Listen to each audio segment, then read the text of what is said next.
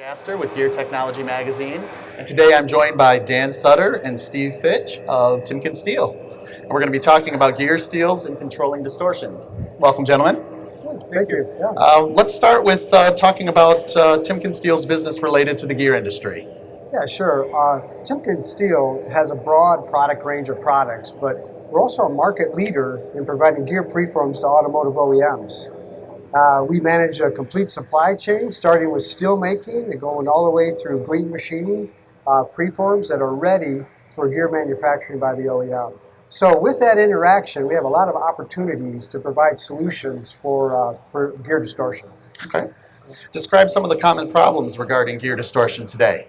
Yeah, some of the common root causes for gear distortion would be chemistry control for sure, and the thermal treat process for green machining and gear manufacturing, efficient tool cutting in terms of tool life and holding dimension, the final heat treatment by the OEM, and then don't rule out measurement. But each gear fits into a unique gear design, into a system, so all these variables need to be taken into account to control distortion. Okay. How does TimkenSteel solve challenges involving gear distortion? TimkenSteel approaches the gear distortion through the material and its processing. Working closely with the OEM, we collectively determine the material influences on the gear machining and the heat treat responses. Those responses being the material properties and the dimensional control. Once we have an understanding of the material influences, we can optimize our aim chemistry, and we know that has a positive impact on the gear machining and the heat treat responses for minimizing distortion and dimensional repeatability. Okay. Why is it so important for the material provider and gear manufacturer to work closely together on a gear application?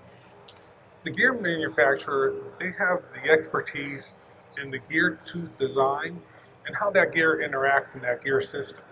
They also have the deep understanding of the final heat treatment and the finishing operations. As the material provider, TimkenSteel understands the alloys, the chemistry control, and the heat treating for processing and the preform manufacturing. They work together to optimize because each gear is unique and each gear system is unique. Okay. So explain how chemistry control and product consistency contribute to better gear products. Superior chemistry control and repeatability heat to heat will minimize the hardenability variation, and this is a critical parameter in minimizing heat treat distortion. Okay. Why is testing and evaluation so pivotal in producing gear manufacturing today?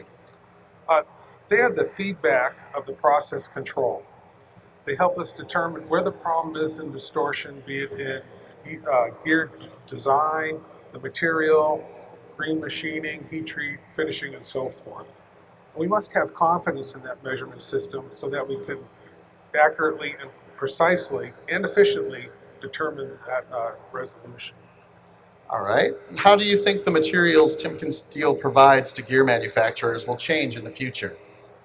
Yeah, TimkenSteel will collaborate with OEMs to cost effectively match these hardenability requirements and the chemistries for each gear design in their system. That's going to involve the efficient use of alloys and alloy design, as well as fine-tuning these thermal treat recipes that are so critical for green machining and gear cutting and manufacturing. Why is testing and evaluation so pivotal in gear manufacturing today? They are the feedback control. They are the feedback for the process control. They help us identify the source of the problem, be it in gear tooth design, the material, the green machining, heat treating, and finishing operation, and so forth. You have to have confidence in that measurement system so that you are accurately, precisely, and efficiently resolving the issue. Thank you.